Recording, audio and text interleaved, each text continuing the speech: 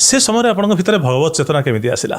भगवत चेतना भगवत कृपारू ही आसे। पूर्व आमर आध्यात्मिक बेता माने आमको कही पूर्व स्वीकृत नथिले, पितामातांकर आशीर्वाद नथिले, गुरु कृपा नथिले ये सब जिनस मिले ना। 14-15 वर्ष ठारू मो जीवन वैराग्य आरंभ होइछि। वैराग्य पछरे मोर बापा होउछन तार गोटे कारण।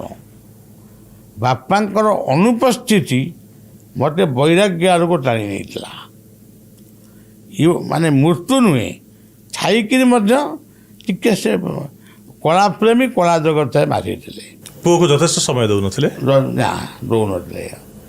माँ कष्ट पाउथिले तेणु माँ जिते मो बो बोली डाके कष्ट पाउथिले सेगुड़ाक मो मन विचलित भावना